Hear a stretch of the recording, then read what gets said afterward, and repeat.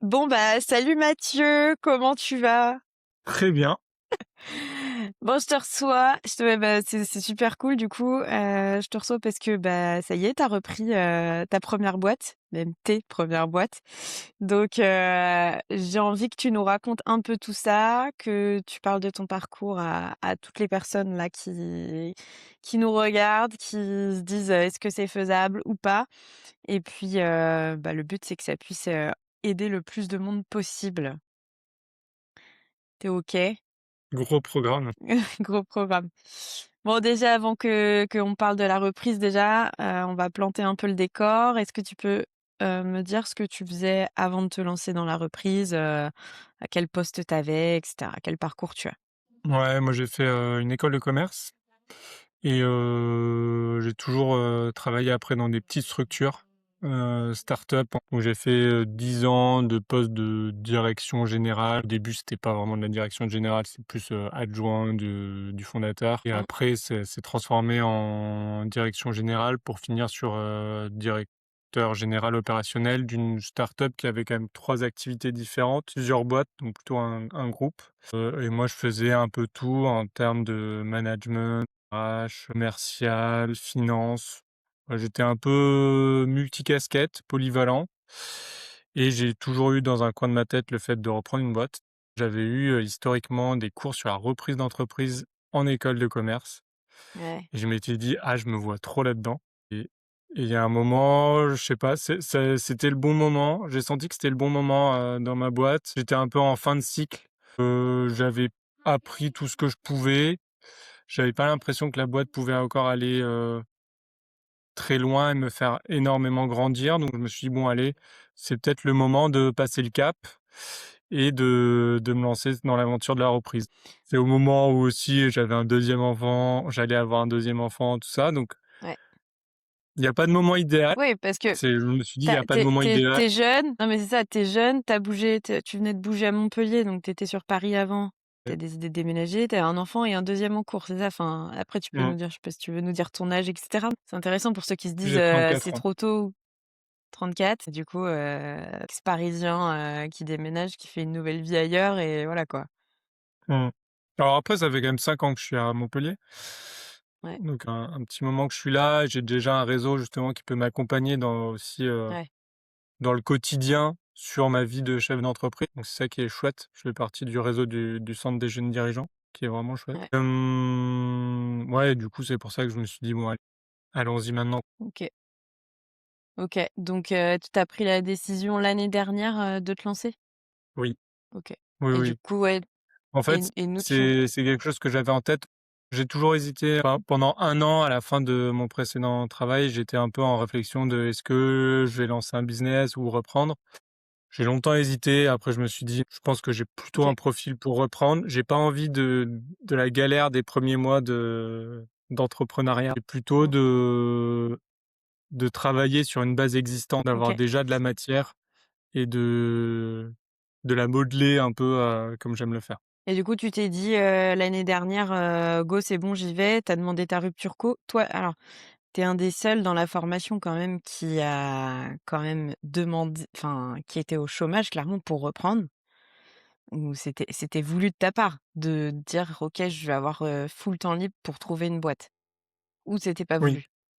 Ah non, non, c'était voulu. Je pars de ma boîte et je me suis dit pour reprendre. En fait, je voulais y aller à fond, et du coup, je me suis dit qu'il fallait se mettre à temps plein là-dessus parce que ça prend quand même du temps.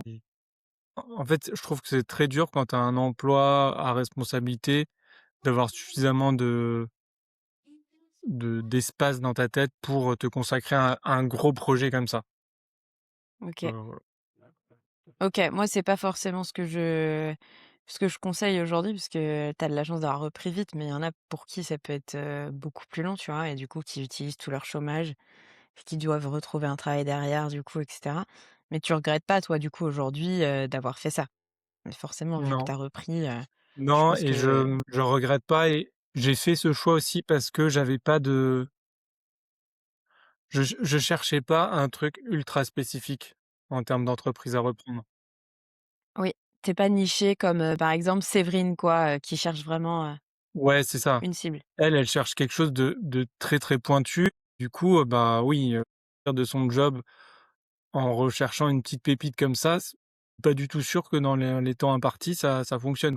Ouais, Alors ouais, que moi, j'étais parti sur, je reprends une entreprise dans le secteur du bâtiment entreprise, pour peu qu'elle ait un oui, minimum de chiffre d'affaires, de salariés. Bon, tu peux quand même te dire que des boîtes, dans ce scope-là, donc il y en ouais. aura une qui va finir par fonctionner pour moi. Donc pourquoi t'es venu dans mon accompagnement? Pourquoi t'as décidé de pas te lancer seule? Qu'est-ce qui fait que t'as décidé de te faire accompagner, en fait? Bah, pour moi, c'est quelque chose de très spécifique de reprendre une boîte. Du coup, j'avais besoin de me former à ça et j'avais pas envie de perdre du temps à faire des boulettes et à me dire: «Ah, j'aurais peut-être dû prendre un accompagnement pour les éviter». Boulettes qui peuvent faire perdre soit du temps, soit de l'argent. Donc c'est pour ça que je cherchais un accompagnement et pourquoi j'ai pris le tien, c'était vraiment pour le côté, accompagnement hebdo, en fait. Ouais, OK. Ce truc de en fait, toutes les semaines, tu peux discuter de l'avancée de ton projet, tu peux parler de la boîte que tu as vue, bilan que tu as reçu. C'est le premier point. C'était, le fait que dans ton pool d'experts, tu as un avocat et un expert comptable. C'était vraiment ça. Ouais, je pense que j'étais la seule. Alors peut-être qu'aujourd'hui ça a changé, mais en tout cas, tu nous as rejoints en août ou septembre l'année dernière? Août, Ouais, tu dans étais en l'été, ouais. vacances, je crois que tu as dû Août, commencer après les vacances? août, ouais. Ouais et oui, je pense que j'étais la seule, Mmh. à faire ça. Oui, parce que j'avais pris aussi une autre formation, Mmh. mais Oui, je me souviens. qui n'a Pas pas compris suffi. pourquoi. Quoi? Ouais. On n'avait pas compris pourquoi, je me souviens, avec Séverine à l'époque, on était là: «Mais attends, pourquoi il est dans une autre formation?» Mais Mais je l'avais pris bon. avant, hein. Ouais, ouais, je sais, ouais et puis au final, tu es venue ici après. Mais il y Après, avait tu pas peux dire qui d'accompagnement. c'est. Pour info d'ailleurs, je me suis fait bien arnaquer par ce gars.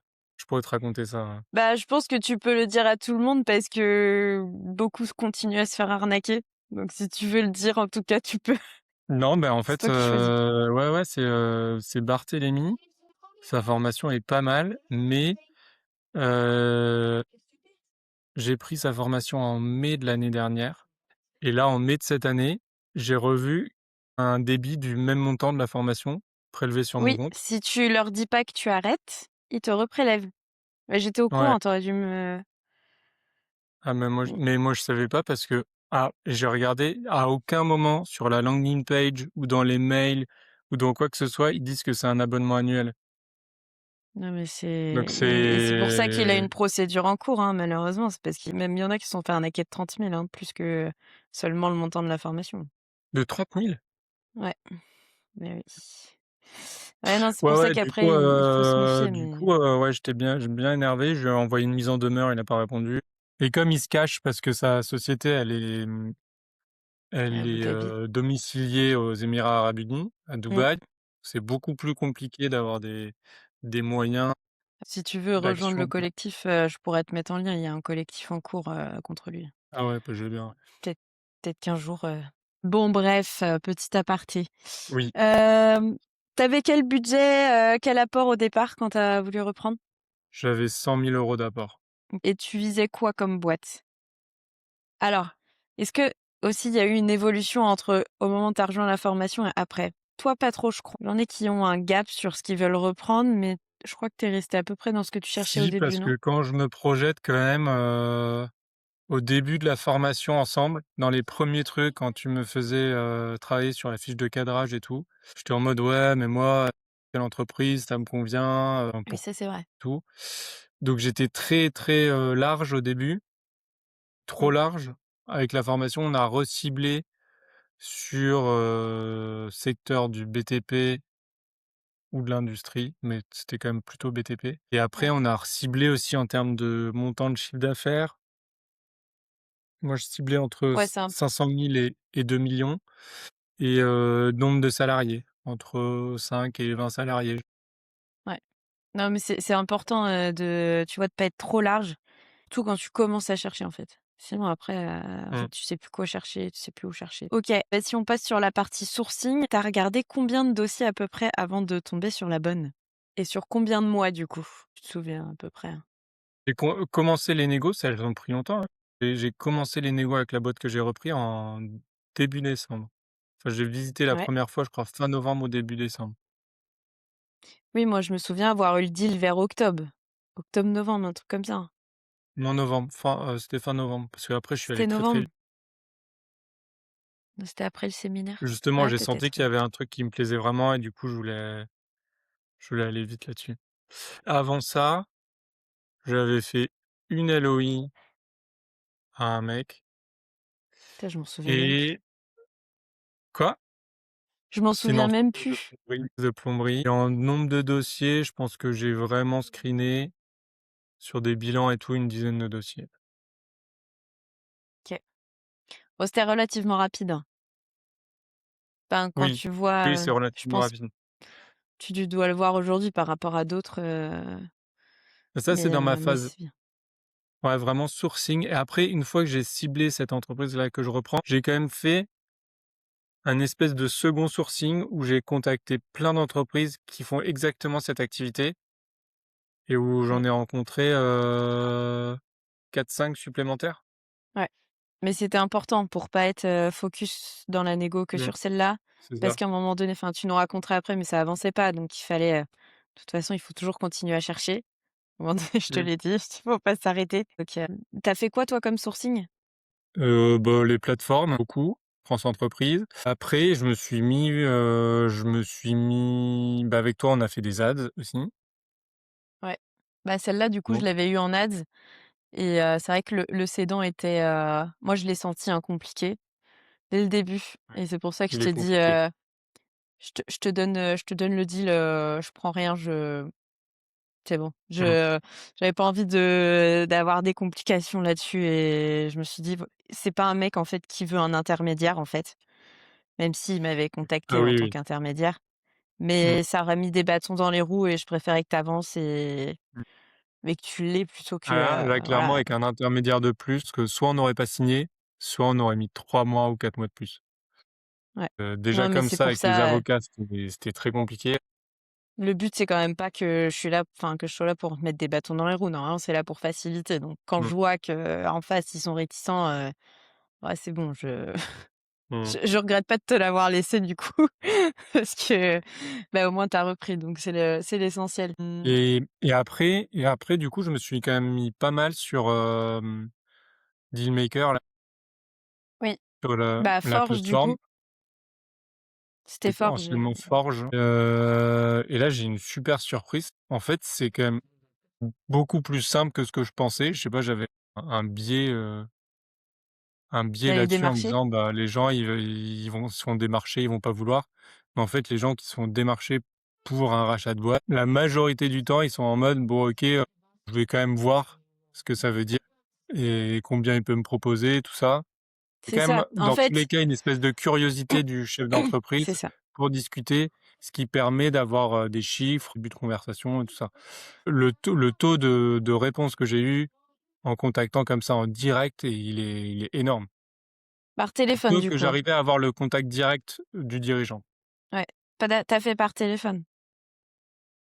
Ouais. Téléphone, Non, par mail, ça marchait beaucoup moins bien, mais par téléphone, ça marchait très bien. ouais. Moi, je trouve que c'est vraiment le sourcing numéro un qui fonctionne, hein. Enfin, Mmh, on a des taux de retour quand même assez bons dessus.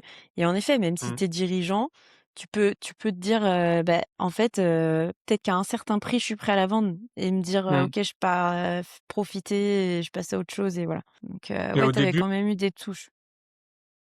bah, du coup, pour faire simple, vu que j'avais quand même pas mal de enfin, que je ciblais assez large sur le secteur des travaux, en me Oui, disant: «Bah, de toute façon, voilà, il y a une réflexion retraite qui arrive». Donc effectivement, ils avaient tout ça en tête de: «Oui, on y réfléchit, peut-être pas pour tout de suite, et pourquoi pas?»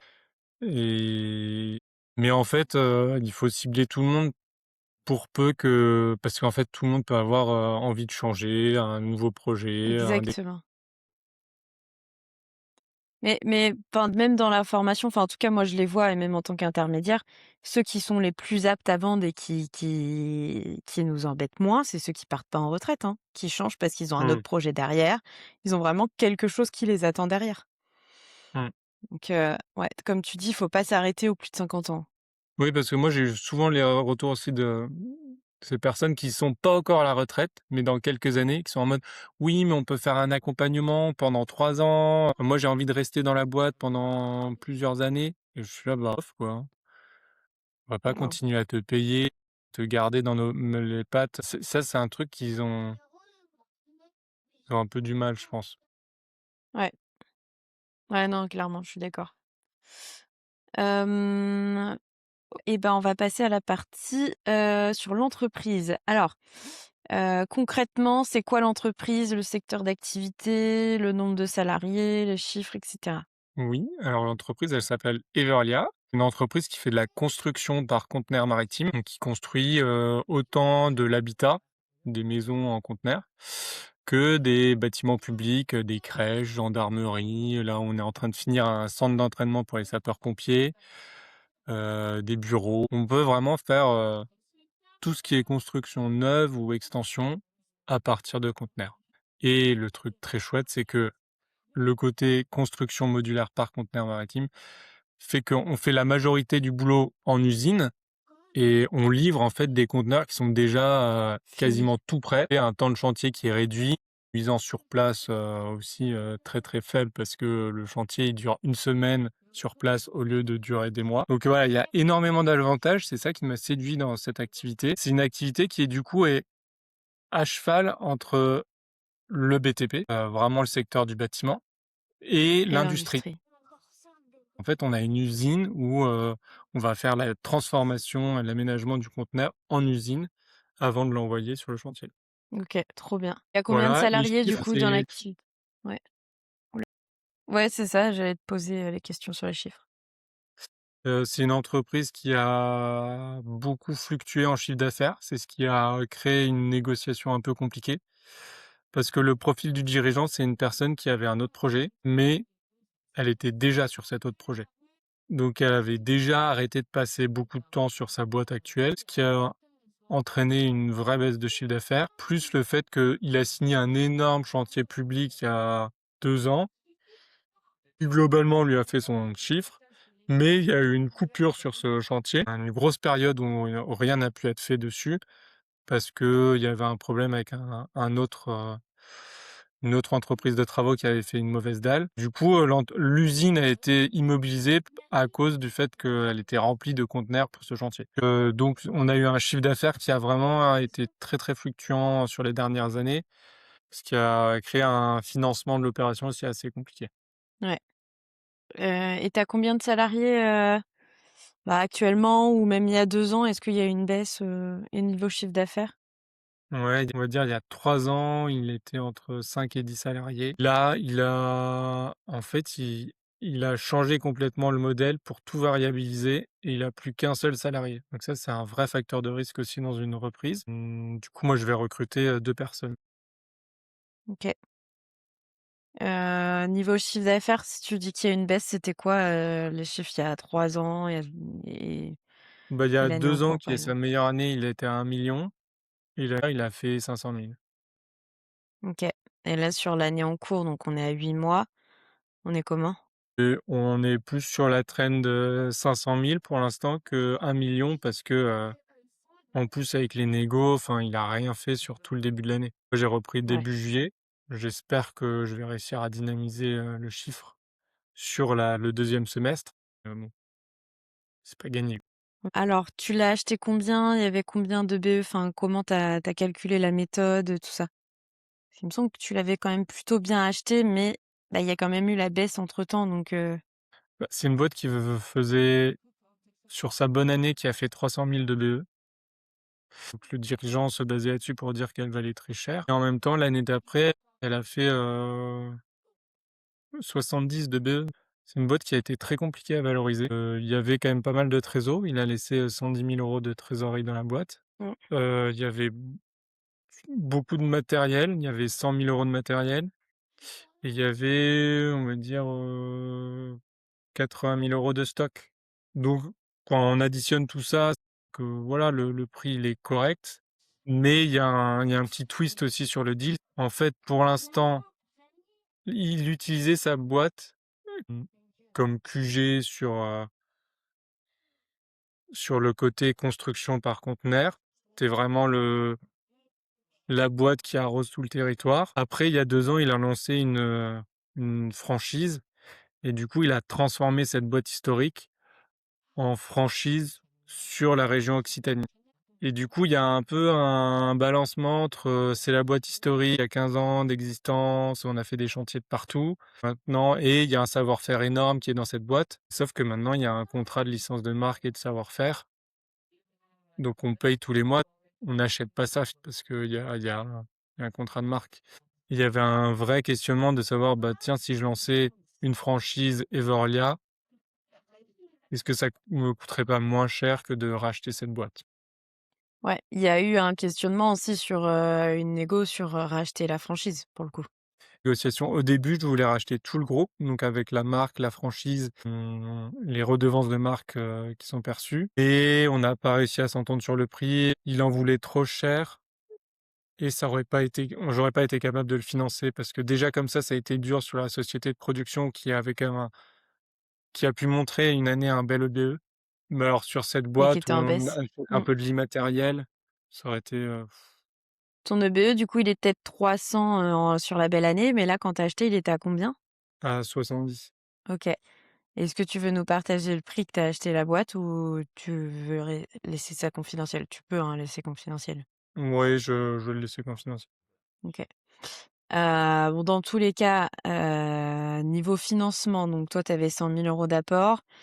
Ça s'est passé comment? Tu as été voir beaucoup de banques? Tu as fait comment? J'ai été voir 4 banques, 5 banques. J'ai été voir 5 Ça va. banques et un courtier.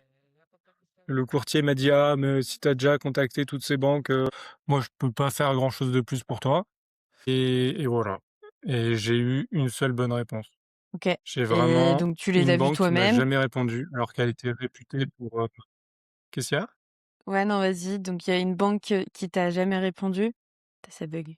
Ouais, j'ai une banque qui m'a jamais répondu alors qu'ils étaient réputés pour bien, financer tout ce qui est reprise d'entreprise. Ça, c'était une vraie déception et que, C'était j'ai fait un qui? rendez-vous avec elle et ils étaient très chauds sur place et tout ça. Bon et une autre où je pouvais avoir une super garantie et ils ont quand même pas voulu, y aller parce qu'ils disaient que le prix était trop cher. Une dernière où j'étais pas dans le scope de leur, thèse d'investissement et après celle qui m'a financé qui est en fait ma banque historique avec qui j'avais déjà fait des projets IMO et pro. Voilà, avec un OK. super Tu banquier chez qui du coup? Et par rapport à l'emprunt, est-ce que tu peux à nous la dire Banque Pop. combien tu as mis d'apport? Banque Pop, OK. Par rapport à l'emprunt, tu as mis combien d'apport, par rapport au montant, levé, enfin en pourcentage, est-ce que, ils t'ont demandé plus ou moins que la norme, J'ai mis 100 000. Est-ce que tu as une caution? Tu as mis 100 000, mais du coup, enfin, on sait comme on sait pas le prix. Tu étais dans les 20-30 qu'ils demandaient? Un OK, peu en dessous, très bien. un peu en dessous. Un peu en dessous, ouais. OK. Il y a pas eu de crédit vendeur, ni rien, mais par contre, tu as quand même fait un deuxième achat qui s'est enchaîné, que tu as racheté avec la Oui, trésor de la première. Si tu veux nous en parler quand même, oui, pas eu de crédit vendeur. J'ai essayé beaucoup de d'insister là-dessus, mais le Sénat n'a jamais voulu.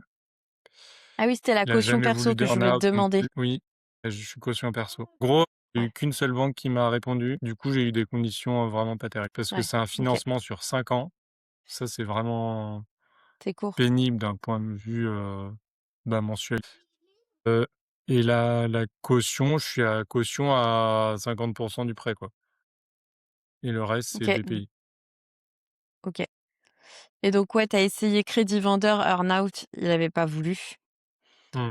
Donc en tout, ça a duré combien de temps les négociations avec le cédant? 6 mois, 7 mois même. Enfin, la vraie négo, 6 mois. OK, et par rapport au prix de départ demandé, tu as réussi quand même à avoir, une baisse de prix et cetera? J'ai fini par réussir à avoir une baisse de prix, hem, à la toute fin, quand Ouais. après avoir signé la LOI et tout ça. On a signé sur un prix mais c'était sur un pipe commercial un peu plus rempli et il a un gros chantier qui a été annulé. Du coup, bah, j'ai renégocié le prix à ce moment-là. Et du coup, si tu veux nous parler de l'achat simultané du bureau d'études, Oui. comment ça s'est passé? Ben, c'est venu suite à la négociation pour l'achat du groupe global. On n'a pas réussi à s'entendre là-dessus et du coup, on s'est dit: «L'intermédiaire, c'est quand même que je reprenne aussi le bureau d'études». Nous, c'est un bureau d'études qui est spécialisé en construction par conteneurs maritimes. Qui est lié à tout ce groupe parce que du coup, c'est le partenaire privilégié de chacun des franchisés sur tout le volet, faire des plans, dépôt de permis de construire pour tous les projets. Ça m'intéressait beaucoup de reprendre aussi cette activité. Donc j'ai pu reprendre l'activité en utilisant une partie de la trésor de la boîte, ouais. OK. Tu l'as ça y est là, tu l'as signé la deuxième. Enfin Oui, le bureau il y a d'études? 3 jours. Ouais. Ah, bon, bah, félicitations. OK, si on reparle un peu du process, si on retrace la timeline, est-ce que tu arriverais à nous donner des dates du premier contact, de la LOI, de la due deal, de la signature? Enfin, comment tu as fait et combien de temps les étapes ont duré? Ma première visite, je crois début décembre. J'ai fait une 1re LOI juste avant Noël.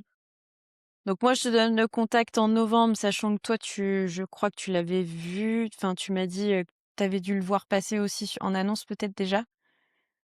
En novembre. Oui, elle était OK, aussi sur toute entreprise. ouais. J'ai fait la première visite, je crois, fin novembre et j'en ai fait une deuxième Ah, début décembre.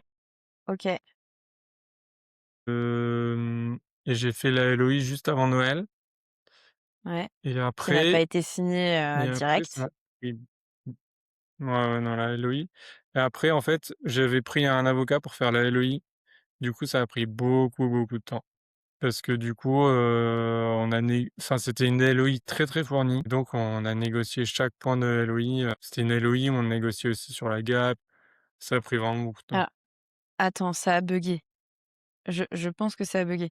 Tu disais que du coup, c'était une LOI très fournie parce que tu l'avais fait par avocat et donc en fait, Oui, vous avez donné tellement de détails que ça a ouvert du coup les négociations sur plein de choses, en fait? oui, c'est ça.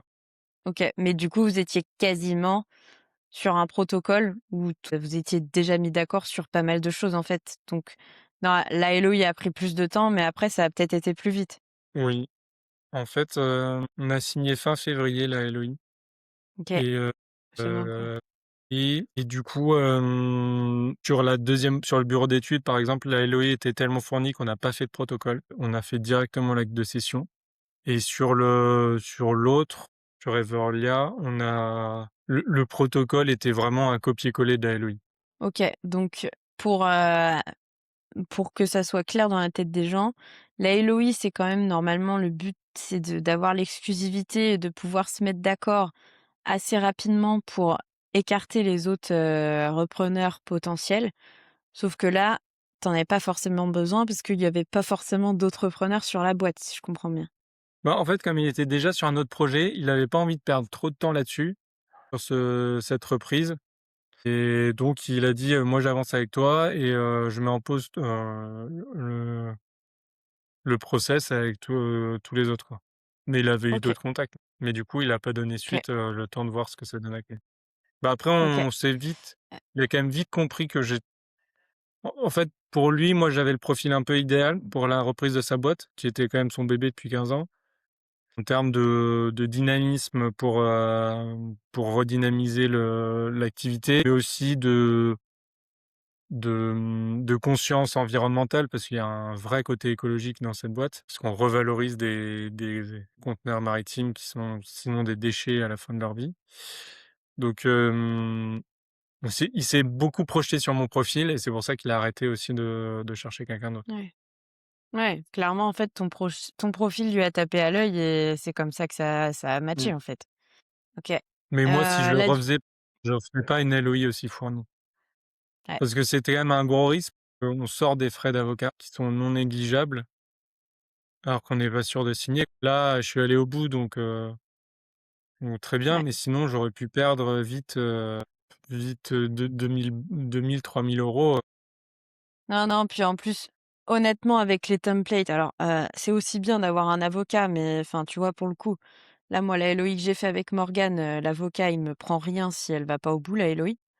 Donc soit il faut trouver un avocat comme ça, soit Mmh, avec les templates, bah, tu essayes de te faire et puis, bah, après moi je la relis, pendant les coachings, tu la fais relire par l'avocat et l'expert comptable en coaching, tu vois? Tu aurais pu faire comme ça aussi. mmh, Mais, ouais, tout à fait. C'est juste hem, que moi, j'étais parti là-dessus. Après, j'avais eu quand même, dans le séminaire, les gens qui disaient: «Ah non, mais t'es fou, il faut faire appel à un avocat».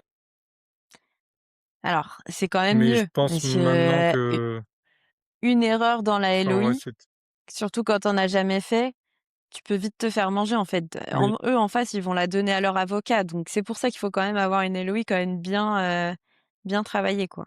mmh, mmh. Les due diligence, enfin les audits, ils ont duré combien de temps? T'as fait comment? T'as fait avec qui? Qu'est-ce que t'as fait toi-même? J'ai fait toute la partie, comptable. Tu pris Tanguy, sur les audits, non? Ouais, ouais, Tanguy, ouais, c'est l'expert comptable de la formation. et le reste, j'ai fait moi-même.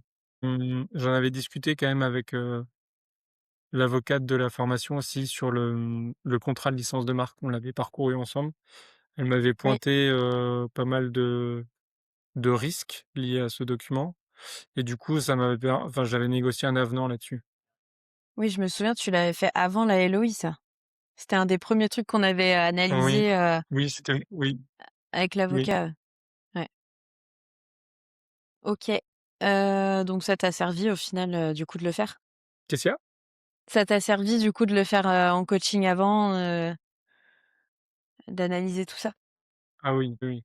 Non, mais les Bon, les coachings, experts comptables, avocats, ils sont très bien. OK. Qu'est-ce que j'avais d'autre à demander? Est-ce qu'il y a un moment où tu as failli tout arrêter, sur le deal, avec lui? Ouais, oui, oui. Il y a eu plusieurs moments où j'ai failli tout arrêter parce que comme, le cédant une en face a une position très dure, Ça il OK. bougeait vraiment pas sur, tous les points de négo et il y a vraiment un moment où j'avais d'autres pistes à côté. Je me disais: Je ne te vois plus. «Est-ce que je lance pas finalement ce business moi-même plutôt que de payer, autant d'argent pour une boîte?» Alors je regrette pas de finalement avoir repris et de pas être parti, la fleur au fusil pour, faire ça moi-même parce qu'en fait c'est quand même un gros boulot, mais j'ai failli arrêter. Comme le cédant avait une position très dure en négo et que, il y a eu quelques éléments genre, la perte du chantier, qu'il a eu et des points parce qu'il est un prud'homme donc, des points un peu compliqués et je me suis dit: «Bon là, il y a un moment, il faut peut-être arrêter les frais et arrêter». Et c'est quand je me suis mis dans cette dynamique d'être OK pour arrêter que j'ai réussi aussi à négocier une baisse du prix. Ouais et Que du je coup, pense c'est là qu'il que a tu vraiment t'es senti que retourné là, sourcer? Oui, c'est là c'était que une tu étais limite. retourné, sourcer des deals? Oui, C'est quoi là les risques, dans ta reprise? Tu as réussi à les identifier? Parce qu'on sait que quand on reprend une boîte, il y a toujours des risques. Le but, c'est essayer de mettre des conditions qui font que, ben, le risque s'atténue. Hem, tu quand même pas eu toutes les conditions que tu voulais malgré quand même que tu as réussi à négocier la baisse de prix. Quels sont les risques les plus forts que tu as identifiés? Sachant que tu nous en as parlé déjà de quelques-uns, c'est lesquels pour toi? le risque le plus fort, c'est que j'ai repris une boîte où le pipe commercial est vide, à une fin de chantier de 200 000 € qui là, en plus va être décalé. Ça devait être en septembre et là, ça va être décalé plutôt en octobre. Bah, il y a un vrai risque, quoi, là-dessus et après le deuxième gros risque, j'en ai déjà parlé, c'est le risque, dépendance à un homme clé. Parce qu'il y a un seul gars dans la boîte qui maîtrise tout l'opérationnel de A à Z. Donc clairement, si jamais il me claque entre les doigts, je suis pas bien. OK, ça mérite d'être clair. Tu eu un accompagnement du dirigeant après la reprise là? Ouais, oui, oui, j'ai négocié 5 mois. Donc tu as eu un accompagnement de 5 mois, du dirigeant? Oui, accompagnement de 5 mois, sachant Bon, que là, je il est ne en sais vacances, que là, ça va reprendre, fin août. Mais oui, oui, il est dans le scope, sachant que, j'ai négocié pour que je puisse moduler à la hausse ou à la baisse avec un taux journalier, qu'on a négocié. et tu le rémunères, pendant les 5 mois ou c'est compris dans le prix de cession? Non, je le rémunère. Pas énormément, mais je le rémunère. Ouais. Mais il est quand même payé. Sachant qu'on fait un accompagnement qui est dégressif. OK, depuis, la reprise là, toi tu vis ça comment? Ça se passe bien? Puis ensuite, je veux bien que tu nous dises qu'est-ce que tu as commencé par mettre en place, par quoi tu commences? Je vis ça très, très bien. Je suis ravi d'avoir repris cette boîte. Je suis, fan de l'activité. Je pensais pas, je pensais pas être aussi excité par l'activité, mais vraiment je l'ai senti avant de reprendre qu'il y avait un truc avec cette activité qui m'attirait. Là, maintenant que je suis dedans, je suis toujours à fond. Après, il y a le volet un peu stressant de j'ai jamais fait ça, donc il faut se former vite à tout. Mais ça va. Et OK. tu me posais quoi comme autre question? Qu'est-ce que tu as commencé par mettre en place? Tu as Ah oui, commencé par faire quoi? qu'est-ce que commencé à mettre en place? Et ben le socle de connaissances. Les premiers vrais moves, c'était d'être sûr d'avoir récupéré toute l'information dans tous les domaines, autant mail, documents, contacts, tout ça. Ça, c'est vraiment fondamental. Je suis d'ailleurs pas encore sûr d'avoir tout récupéré, donc je vais encore, je pense, insister auprès du cédant pour vraiment avoir tout. Et une fois que j'avais tout ça, ben tout mettre à ma sauce, tout bien structurer. Et là, je profite du fait qu'il y a pas d'activité en août pour mettre de l'IA un peu partout. Parce que mon objectif, c'est de globalement rester tout seul au back-office et de prendre juste après du staff opérationnel pour lancer les chantiers. Mais que moi, plus l'IA, je gère tout le volet back-office de la gestion d'entreprise. OK. Et quand on dit, du coup qu'il faut généralement, observer les 100 premiers jours et rien faire, là, toi, tu le fais pas, peut-être parce que du coup la boîte n'est pas dans une situation où tu peux attendre d'observer pendant 100 jours? Ou tu partais tout simplement pas dans l'idée, d'observer? Plusieurs choses, c'est que, un, là, il y a vraiment pas de chantier pendant l'été, donc il y a rien à observer. Ouais. Et le deuxième point, c'est que moi, mon profil de cédant, c'est un cédant qui a déjà un autre projet où il veut mettre du temps sur cet autre projet. Donc, donc il n'y a pas de tiens, j'observe parce qu'en fait, il est déjà plus là. Je reprends une boîte qui somnole, quoi. Donc je vais pas attendre 3 mois à observer pendant 3 mois Ouais, et dans 3 mois la boîte elle est coulée en fait. ouais. Donc je pense que Donc, si tu avais eu une boîte peut-être plus grosse et plus active, tu aurais peut-être fait autrement. j'aurais fait clairement autrement, oui. Mais là, il y avait pas l'opportunité de faire ça là. Ouais, il faut Là, s'adapter. au bout du quatrième jour, j'étais déjà en train de faire des devis, en train de faire des rendez-vous commerciaux. Enfin, Ouais, j'étais à fond quoi. OK. OK, avec du recul, toi, tu penses que tu aurais pu faire cette reprise, tout seul sans accompagnement? J'aurais pu y arriver, mais ça m'aurait pris plus de temps et beaucoup plus de stress. Parce que là, c'est quand même OK. rassurant de se dire, tiens, est-ce que c'est normal, la posture de négociation du cédant ou pas? Comment moi il faut que je réagisse à ça? De pouvoir dialoguer avec d'autres personnes sur ce volet-là. Est-ce que tu as, des exemples de, ce que l'accompagnement t'a évité comme erreur ou t'a fait gagner comme temps, dont tu pourrais, parler aux autres? Ça peut être sur le sourcing, ça peut être, sur, le financement, ça peut être sur plein de choses. Bah, l'erreur d'être trop focalisé sur un deal, de pas en chercher d'autres à côté.